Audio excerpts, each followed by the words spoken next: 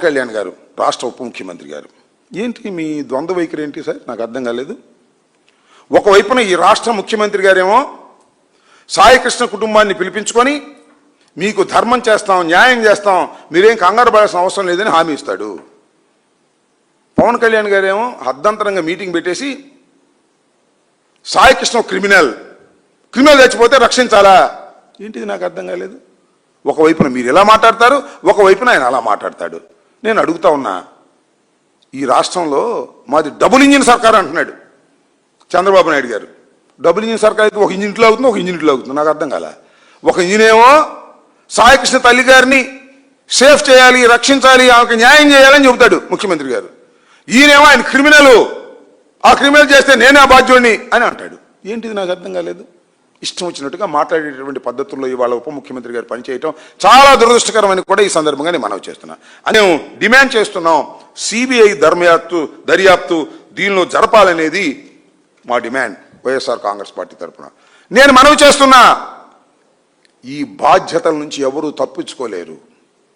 చివరికి ముఖ్యమంత్రి కానీ హోంమంత్రి కానీ వీళ్ళెవ్వరూ కూడా ఈ బాధ్యతల నుంచి తప్పించుకోలేరు. నేరం చేశారు, ఈ నేరానికి బాధ్యత వహించవలసింది ఈ ప్రభుత్వం.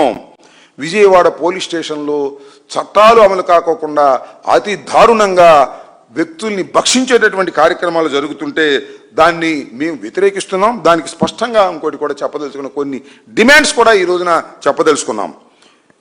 మార్కాపురం నుంచి తీసుకొచ్చిన టాస్క్ ఫోర్స్ సిబ్బంది ఎవరు, వారి పేర్లు ఏంటి బయట పెట్టాలి పోలీసు వారు. కమిషనర్ గారిని బయట పెట్టాలి. నేను ఇంకోటి మనం చేస్తున్నా, కమిషనర్ అనే వ్యక్తి విధుల్లో ఉండగా న్యాయం జరగదు. ఆయన్ని విధుల నుంచి తప్పించాలి, సస్పెండ్ చేయాలి. ఆయన ప్రోద్బలంతోనే టాస్క్ ఫోర్స్ వెళ్ళి తీసుకొచ్చిందనేటువంటి అనుమానాలు మాకున్నాయి, సాక్ష్యాలు కూడా ఉన్నాయి. దానికి టాస్క్ ఫోర్స్ అనేది కమిషనర్ యొక్క ఆదేశాల మేరకు మాత్రమే పనిచేస్తుంది కాబట్టి, దీనిలో కమిషనర్ ఇన్వాల్వ్ అయ్యాడు కాబట్టి కమిషనర్ని విధుల నుంచి తప్పించి సస్పెండ్ చేసి విచారణ కొనసాగిస్తే తప్ప దీనిలో వాస్తవాలు బయటకు రావు. వీళ్ళు చేసేదాని గురించి కూడా అసలు టాస్క్ ఫోర్స్ని ఎవరు పంపారు చెప్పాలి. వాళ్ళంతా వాళ్ళు వెళ్ళారా, వీరు వెళ్ళారా చెప్పాలి. అయితే ఎన్బిడబ్ల్యూ మీద మీరు వెళ్ళి తీసుకొస్తే ఇమీడియట్గా కోర్టులో ప్రొడ్యూస్ చేయవలసిన మీరు ఎందుకు కోర్టులో ప్రొడ్యూస్ చేయలేదు? ఇవన్నిటినీ కూడా దీని మీద వాస్తవాలు బయటికి రావాలి. కాబట్టి సాక్షుల్ని ఆల్రెడీ బెదిరించే కార్యక్రమాలు చేస్తున్నారు. ఈ సాక్షుల్ని బెదిరించే కార్యక్రమాలు ఆపాలి, సాక్షులకి రక్షణ కల్పించాలి, సాయి కృష్ణ కుటుంబానికి రక్షణ కల్పించాలి, అలాగే ఈ క్రాంతి కుమార్ కుటుంబానికి కూడా రక్షణ కల్పించాలి. కాబట్టి తక్షణమే దీని మీద సిబిఐ ఎంక్వైరీ వేయాల్సిందిగా మేము డిమాండ్ చేస్తున్నాం. దీన్ని వ్యవస్థలన్నీ కూడా కుప్పకూలిపోయే విధంగా ఇవాళ రాష్ట్రంలో ఈ ప్రభుత్వం పనిచేస్తుంది. దీన్ని అందరూ వ్యతిరేకించాలని కూడా ఈ సందర్భంగా నేను చెప్పదలుచుకున్నాను. ఇదిలా ఉంటే కొన్ని కామెంట్స్ వినిపిస్తూ ఉన్నాయి, వాటి గురించి కూడా నేను మాట్లాడాలి. పవన్ కళ్యాణ్ గారు రాష్ట్ర ఉప ముఖ్యమంత్రి గారు ఏంటి మీ ద్వంద్వ వైఖరి ఏంటి సార్? నాకు అర్థం కాలేదు.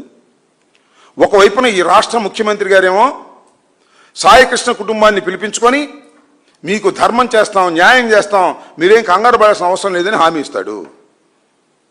పవన్ కళ్యాణ్ గారేమో అర్ధంతరంగా మీటింగ్ పెట్టేసి సాయికృష్ణ క్రిమినల్ చచ్చిపోతే రక్షించాలా? ఏంటిది? నాకు అర్థం కాలేదు. ఒకవైపున మీరు ఎలా మాట్లాడతారు, ఒకవైపున ఆయన అలా మాట్లాడతాడు. నేను అడుగుతా ఉన్నా, ఈ రాష్ట్రంలో మాది డబుల్ ఇంజిన్ సర్కార్ అంటున్నాడు చంద్రబాబు నాయుడు గారు. డబుల్ ఇంజిన్ సర్కార్ అయితే ఒక ఇంజిన్ ఇట్లా అవుతుంది, ఒక ఇంజిన్ ఇట్లా అవుతుంది. నాకు అర్థం కాల. ఒక ఇంజిన్ ఏమో సాయికృష్ణ తల్లి గారిని సేఫ్ చేయాలి, రక్షించాలి, ఆమెకు న్యాయం చేయాలని చెబుతాడు ముఖ్యమంత్రి గారు. ఈయనేమో ఆయన క్రిమినల్, ఆ క్రిమినల్ చేస్తే నేనే బాధ్యుడిని అని అంటాడు. ఏంటిది? నాకు అర్థం కాలేదు. ఇష్టం వచ్చినట్టుగా మాట్లాడేటటువంటి పద్ధతుల్లో ఇవాళ ఉప ముఖ్యమంత్రి గారు పనిచేయటం చాలా దురదృష్టకరమని కూడా ఈ సందర్భంగా నేను మనవి చేస్తున్నాను.